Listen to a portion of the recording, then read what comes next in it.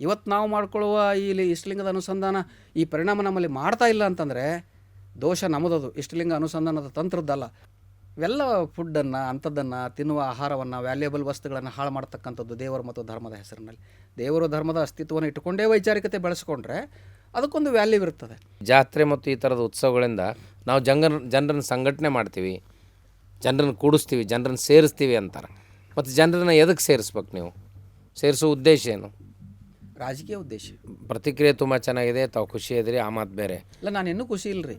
ನಮ್ಮಲ್ಲಿ ಬಸವತತ್ವ ಹೇಳುವ ಕೆಲವರಿಗೆ ಕೆಲವು ಬೇರೆ ಸಂಘಟನೆಯವರು ಬಂದು ನಿಮಗೊಂದು ಇನೋವಾ ಕಾರ್ ಕೊಡ್ತೀವಿ, ಒಂದು 2 ಲಕ್ಷ ರೂಪಾಯಿ ನಿಮಗೆ ಮಂತ್ಲಿ ಕೊಡ್ತೀವಿ, ನಾವು ಹೇಳದಂಥ ಭಾಷಣಗಳು ಮಾಡಿರಿ, ನಾವು ಹೇಳ್ದಂಗೆ ಬರವಣಿಗೆ ಬರ್ರಿ ಅಂದ ಉದಾಹರಣೆಗಳು ಇದ್ದಾವೆ ನಮ್ಮಲ್ಲಿ.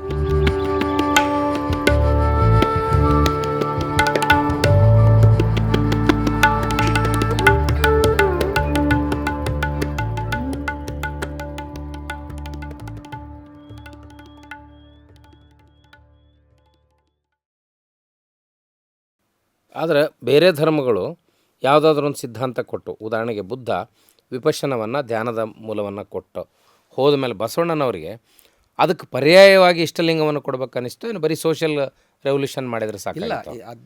ನಮ್ಮಲ್ಲಿ ಇಷ್ಟಲಿಂಗ ಕೊಡೋದರಲ್ಲಿ 3 ಕಾರಣಗಳನ್ನು ನಾವು ಗುರುತಿಸಬೇಕು. ಮೊದಲನೇ ಕಾರಣ, ಬಸವಣ್ಣನ ಸಂದರ್ಭದಲ್ಲಿ ಮನುಸ್ಮೃತಿಯ ಅನುಷ್ಠಾನ ಇತ್ತಲ್ಲ, ಬುದ್ಧಗೆ ಮೊದಲು ಇರಲಿಲ್ಲ. ಅದು ಮನುಸ್ಮೃತಿ ಅನುಷ್ಠಾನ ಬುದ್ಧನ ಕಾಲದ ನಂತರ ಬಂತ, ನಂತರ ಮತ್ತೆ 5-6 ಸಾವಿರ ವರ್ಷದಿಂದ ಅಂತ ಹೇಳ್ತಾರೆ. ಇಲ್ಲ, ಸ್ಮೃತಿಗಳು ಬಂದಿರೋದು ಆಮೇಲೆ. ಎಲ್ಲ ವೈದಿಕ ಸಾಹಿತ್ಯ ಹುಟ್ಟು ಪಡೆದಿದ್ದೇ 2000 ಈ ಕಡೆ. ವೇದಗಳು ಇದ್ದುವು, ಬಾಯಿಂದ ಬಾಯಿಗೆ ಇದ್ದು ಅಂತ ಹೇಳ್ತಾರೆ ಅವರು, ಇದ್ದುವು ಅವು.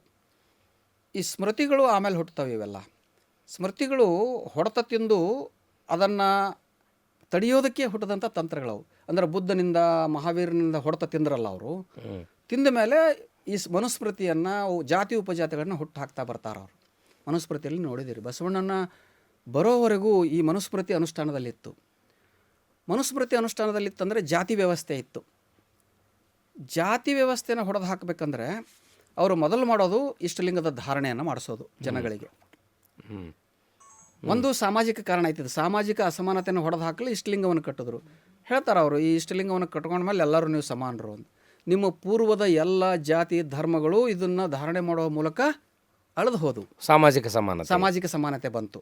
ಅಲ್ಲಿ ನೀವು ನೋಡಿದ್ದೀರಿ, ಮದುವಯ್ಯ, ಬ್ರಾಹ್ಮಣ ಮದುವಯ್ಯ ಮತ್ತು ಸಮಗಾರ ಹರಳೆಯ ಎರಡನ್ನೇ ಉದಾಹರಣೆ ತಗೊಂಡ್ರೆ ನಾವು, ಅವರು ಇಷ್ಟಲಿಂಗಧಾರಿಗಳಾದ್ಮೇಲೆ ಅನೇಕ ವಚನಗಳು ಹೇಳ್ತಾವೆ ಲಿಂಗ ಅಂತರ್ಜಾತಿ ಮದುವೆ ಆಗಲಿಲ್ಲ. ಇದು ಚಳುವಳಿಯ ಒಂದು ತಂತ್ರನೇ. ಚಳುವಳಿಯಲ್ಲಿ ಭವಿಯನ್ನು ಭಕ್ತನಾಗಿಸ್ ಲಿಂಗವನ್ನು ಯಾರು ಕಟ್ಕೊಳ್ತಿದ್ದೋ ಅವ್ರಿಗೆಲ್ಲರಿಗೂ ಅವ್ರು ಏನಂತ ಕರಿತಿದ್ರು, ಕಟ್ಕೊಳ್ಳದೆ ಇರೋರಿಗೆ ಭವಿಗಳಂತಿದ್ರು, ಕಟ್ಕೊಂಡವ್ರಿಗೆಲ್ಲ ಭಕ್ತರಂತಿದ್ರು. ಹೌದಲ್ರಿ? ಅದು ಭಕ್ತ ಆದಮೇಲೆ ಮಹೇಶ್ವರ, ಪ್ರಸಾದಿ, ಪ್ರಾಣಲಿಂಗಿ, ಶರಣ, ಐಕ್ಯ ಸ್ಥಳಕ್ಕೆ ಹೋಗ್ತದೆ. ಸ್ಥಳಗಳು ಬರ್ತವೆ. ಈ ಚಳುವಳಿಯ ವಿವಿಧ ಹಂತಗಳು ಮತ್ತು ಅಧ್ಯಾತ್ಮದ ಸಾಧನೆಯ ವಿವಿಧ ಹಂತಗಳು ಎರಡೂ ಒಟ್ಟೊಟ್ಟಿಗೆ ತೊಗೊಂಡು ಹೋಗ್ತಾರೆ ಅವರು, ಚಳುವಳಿ ಮತ್ತು ಅಧ್ಯಾತ್ಮ ಅನುಭವವನ್ನು. ಇದು ಒಂದು ಕಾರಣ ಆಯಿತು. ಎರಡನೇದು, ದೇವಸ್ಥಾನಗಳಿಗೆ ಹೋಗೋದು ಬಿಡಿಸ್ಬೇಕಾಗಿತ್ತಲ್ಲ ಅವ್ರಿಗೆ. ಅಲ್ಲೇ ಯಾಕೆ ಹೋಗ್ತಿರಪ್ಪ, ದೇವರು ಅಲ್ಲೆಲ್ಲ ಇಲ್ಲ. ಮತ್ತು ಜನ ಕೇಳ್ತಾರಲ್ಲ ಪರ್ಯಾಯ, ಮತ್ತು ಎಲ್ಲಿದೆ? ಇಲ್ಲಿದೆ ಅಂದರು. ಮೊದಲು ಇದನ್ನು ದೇವರಂದು ಹೇಳಿದ್ರು ಅವರು. ಆಮೇಲೆ ಇದು ಅರಿವಿನ ಕುರುಹು ಅಂದರು.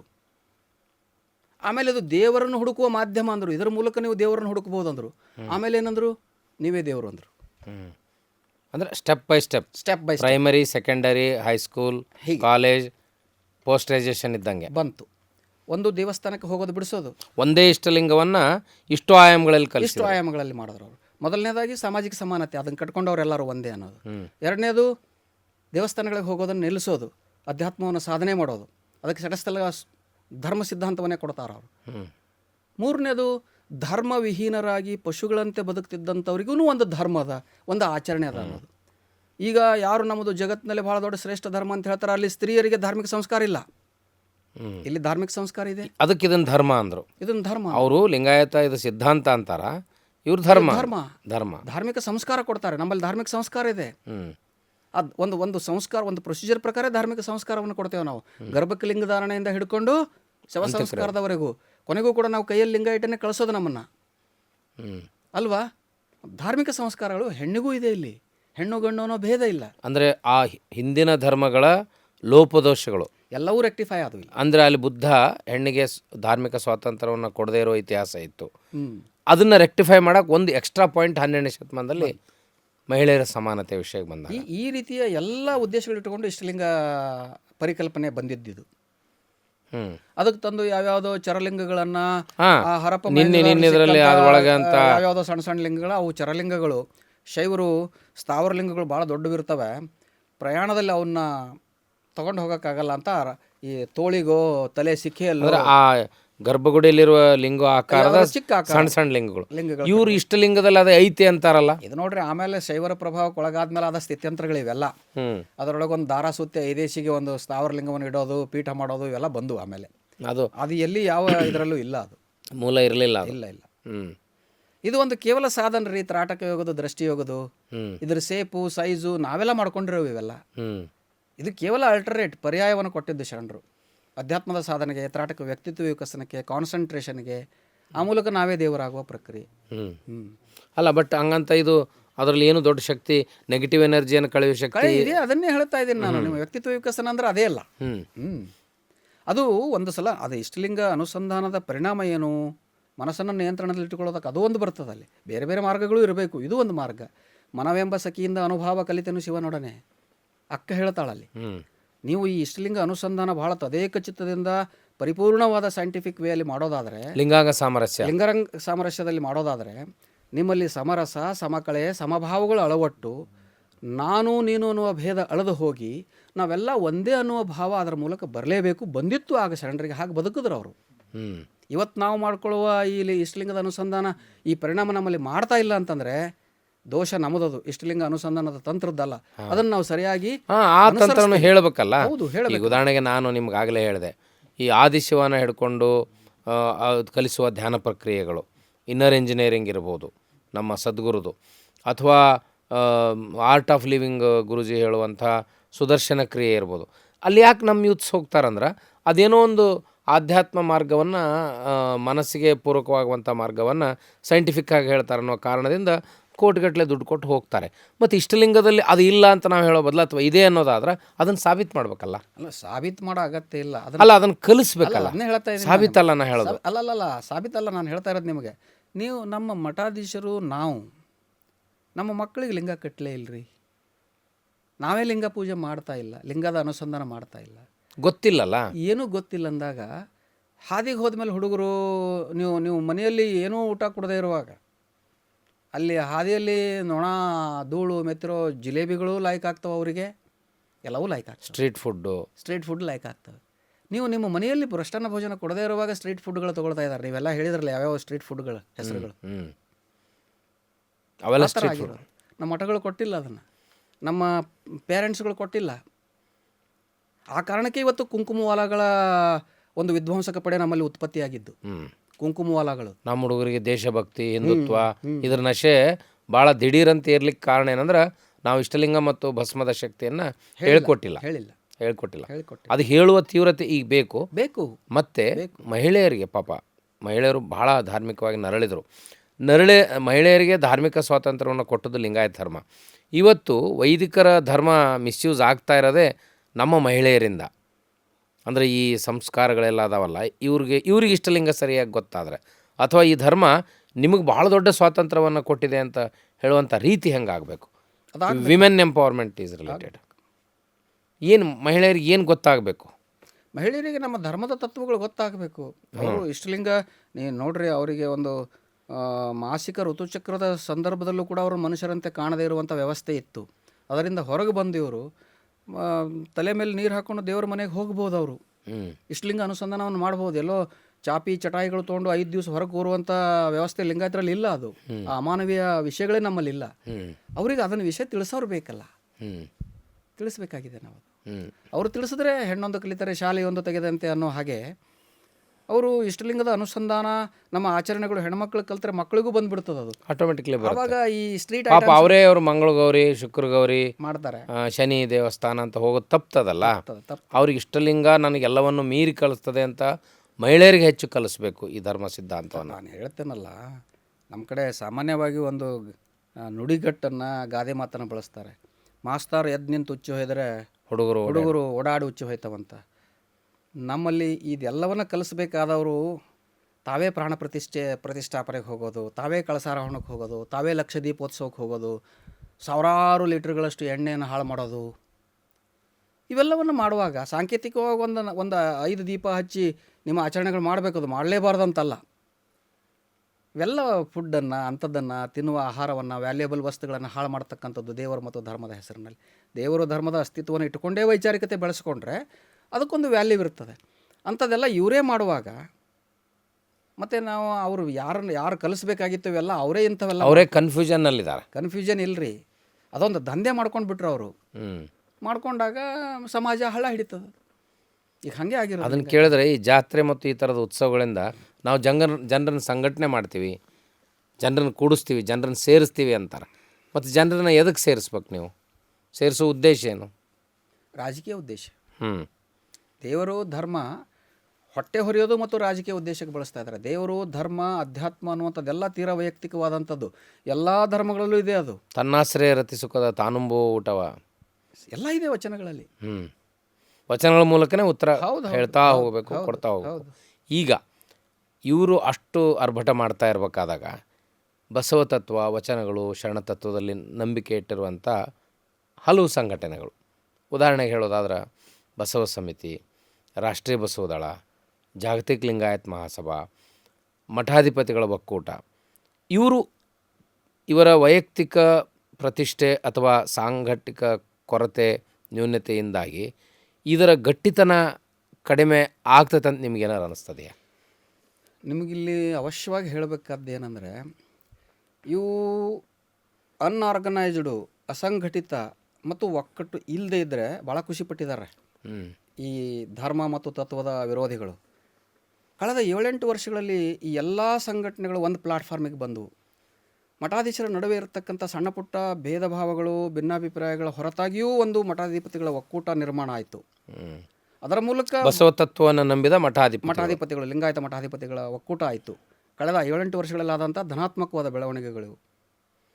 ಇವೆಲ್ಲ ಆದಮೇಲೆ ಬಸವದ್ವೇಷಗಳು ಕಂಗಾಲಾಗಿದ್ದು.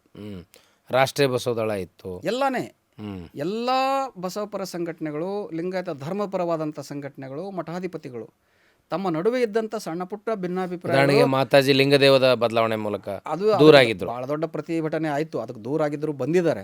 ಅವೆಲ್ಲ ಹಾಗಾಗಿ ತಂಪಾಡಿಗೆ ತಾವಿರುವಾಗ ಇವರು ಆರಾಮಿದ್ರು ಇವರು. ಅವರು ಬೇರೆ ಬೇರೆ ಇದ್ದಾರಂತ ಇವರು ಎಲ್ಲರೂ ಒಂದು ಪ್ಲಾಟ್ಫಾರ್ಮಿಗೆ ಬಂದು ಬಸವ ಸಂಸ್ಕೃತಿ ಅಭಿಯಾನ ಆಯ್ತಲ್ಲ, ಕಂಗಾಲಾಗಿಬಿಟ್ರು. ಆ ಫ್ರಸ್ಟ್ರೇಷನು, ಆ ಕಂಗಾಲಾಗುವಿಕೆ ಅವೆಲ್ಲ ಹೇಗೆ ಪ್ರದರ್ಶನಗೊಳ್ತಾ ಹೋದವು ಮತ್ತು ನಿನ್ನೆವರೆಗೂ, ಇವತ್ತಿನವರೆಗೂ, ನಾಳೆನೂ ಕೂಡ ಪ್ರದರ್ಶನಗೊಳ್ತಾ ಇರ್ತವೆ. ಅದು ಕೇವಲ ಈ ಎಲ್ಲವೂ ಒಂದಾಗ್ತಾ ಇರೋದ್ರಿಂದ, ಕೊನೆಗೂ ಬಸವಣ್ಣನವರ ಅನುಯಾಯಿಗಳೆಲ್ಲರೂ ಒಂದಾಗ್ಬಿಟ್ರಲ್ಲ, ಇನ್ನು ನಮಗುಳುಗಾಲಿಲ್ಲ ಈ ನೋವು ಪಾಪ ಅವಕ್ಕೆ. ಬಸವ ತತ್ವ ವಚನಗಳನ್ನು ಹೇಳೋರು ಆಂತರಿಕ ಸಣ್ಣ ಪುಟ್ಟ ಭಿನ್ನಾಭಿಪ್ರಾಯಗಳನ್ನು ಮರೆತು ಏನೇನು ಚಟುವಟಿಕೆಗಳ ಮೂಲಕ ಅವರಿಗೆ ಪ್ರತಿಕ್ರಿಯೆ ಮತ್ತು ಸಂಘಟನೆಯನ್ನು ಮಾಡ್ಬೋದು. ನನಗನ್ನಿಸ್ತದೆ ಈ ಪ್ರತಿಭಟನೆ ಅಥವಾ ಪ್ರತಿಕ್ರಿಯೆಗಳಲ್ಲಿ ನಮ್ಮ ಸಮಯವನ್ನು ವ್ಯರ್ಥ ಮಾಡದೆ ನಮಗೆ ಮಾಡೋದಕ್ಕೆ ಬೇಕಾದಷ್ಟು ಕೆಲಸಗಳಿದ್ದಾವೆ. ನಾನು ಹೇಳಿದೆ, ಮಠಾಧಿಪತಿಗಳಿಗೂ ಕೆಲಸಗಳಿದ್ದಾವೆ, ಸಂಘಟನೆಗಳಿಗೂ ಕೆಲಸಗಳಿದ್ದಾವೆ. ಈ ಆಡಂಬರದ ಉತ್ಸವಗಳು, ದುಡ್ಡು ಖರ್ಚು ಮಾಡುವಂಥ ಈ ಅಭಿಯಾನ ಏನೋ ಒಂದು ಸಾಂಸ್ಕೃತಿಕ ನಾಯಕ ಅಂತ ಬಸವಣ್ಣ ಆಗಿದ್ದಕ್ಕಾಗಿ ಬಸವಣ್ಣನ ಸಂಸ್ಕೃತಿ ಅಂದರೆ ಏನು ಅಂತ ಗೊತ್ತು ಮಾಡೋ ಸಲುವಾಗಿ ಒಂದು ಮಾಸ್, ಅದೇನು ದುಡ್ಡು ಖರ್ಚಾಗೋದು ವೈಭವ ಏನು ಇರಲಿಲ್ಲ, ಇತ್ತು ಅಂತಲೇ ಅನ್ಕೊಡ್ರಿ. ಖರ್ಚು ಆಗೇ ಆಗ್ತದೆ ಇಂಥವೆಲ್ಲ ಮಾಡುವಾಗ. ಇವೆಲ್ಲ ಮಾಸ್ ಬೇಸ್ಡ್, ಯಾವುದೇ ಧರ್ಮದಲ್ಲಿ ಇಲ್ರಿ, ಯಾವುದೇ ಧರ್ಮದಲ್ಲಿ ಮಾಸ್ ಬೇಸ್ಡ್. ಯಾವುದೋ ಹೊಳೆಯಲ್ಲಿ ಮುಳುಗಲಿಕ್ಕೆ ಹೋದರು, ಅದಕ್ಕೆ ಎಷ್ಟು ದುಡ್ಡು ಖರ್ಚಾಯಿತು, ಎಷ್ಟು ಜನ ಸತ್ತು ಹೋದರು, ಅದೇ ಥರ ಇವೆಲ್ಲ ನಮ್ಮೂ ಸಂಸ್ಕೃತಿ ಅಭಿಯಾನ ಅದೆಲ್ಲ. ಅಂದರೆ ಒಂದು ಲೆವೆಲಿಗೆ ಇದು ಓಕೆ. ಆದರೆ ನಮಗೆ ನಿಜವಾಗಲೂ ಜನರನ್ನು ಅಧ್ಯಾತ್ಮದ ಕಡೆಗೆ ಒಯ್ಯಬೇಕು, ಭಕ್ತಿಯ ಕಡೆಗೆ ಒಯ್ಯಬೇಕು, ಸನ್ನಡತೆಯ ಕಡೆಗೆ ಒಯ್ಯಬೇಕು, ಸದ್ವಿಚಾರಗಳ ಕಡೆಗೆ ಒಯ್ಯಬೇಕಂದ್ರೆ ನಾವು close the door, class based ಚಟುವಟಿಕೆಗಳು ಮಾಡಬೇಕಾಗ್ತದೆ, ಮಾಸ್ ಬೇಸ್ಡ್ ಅಲ್ಲ. ಈ ಮಾಸ್ ಬೇಸ್ಡ್ ಏನಿದೆಯಲ್ಲ, ದೇವರ ಮತ್ತು ಧರ್ಮವನ್ನು ಒಂದು ರಾಜಕೀಯ ಬಂಡವಾಳ ಮಾಡಿಕೊಳ್ಳೋಂಥ ಅತೃಪ್ತ ಆತ್ಮಗಳು ಮಾಡ್ತಕ್ಕಂಥ ಕಾರ್ಯಗಳು, ಅದು ಬಸವಣ್ಣನ ಅನುಯಾಯಿಗಳು ಮಾಡುವಂಥದ್ದಲ್ಲ. ಇಷ್ಟಲಿಂಗ ಕೂಡ ಸಾರ್ವಜನಿಕವಾಗಿ ಕಲಿಸೋ ಬದಲ ಮನೆಗೆ ಹೋಗಿ, ಹೌದು, ಮನೆಗೆ ಹೋಗಿ ದೀಕ್ಷೆ ಕೊಡಬೇಕು, ಇಷ್ಟಲಿಂಗದ ನಿಷ್ಠೆಯನ್ನು ಬೆಳೆಸಬೇಕು, ವಚನಗಳ ಬಗ್ಗೆ ತಿಳುವಳಿಕೆ ಕೊಡಬೇಕು. ಈ ಹಿನ್ನೆಲೆಯಲ್ಲಿ ತಾವು ಇಡೀ ನಿಮ್ಮ ವೃತ್ತಿ ಜೊತೆಗೆ ಈ ಧರ್ಮ ಪ್ರಚಾರವನ್ನು ಕೇಡರ್ ಬೇಸ್ ಟ್ರೈನಿಂಗ್ ಇರಬೇಕು ಅಂತ ಬಯಸ್ಕೊಂಡು ಶ್ರದ್ಧೆಯಿಂದ ತುಂಬ ಕೆಲಸ ಮಾಡ್ತಾಯಿದ್ದೀರಿ. ಇಲ್ಲಿ ನಿಮಗೆ ಸಮಾಜ ಹೆಂಗೆ ಸಾಥ್ ಕೊಡ್ತಾ ಇದೆ ಅಂತ ಅನ್ನಿಸ್ತದೆ? ಈ ಪರಿಕಲ್ಪನೆ, ಹೊಸ ಪರಿಕಲ್ಪನೆಗಳಿಗೆ ತೆರೆದುಕೊಳ್ಳೋದಕ್ಕೆ ಮೊದಲು ಸಣ್ಣ ಪುಟ್ಟ ಅಡಚಣೆಗಳು, ಗೊಂದಲಗಳು ಇದ್ದೇ ಇರ್ತವೆ.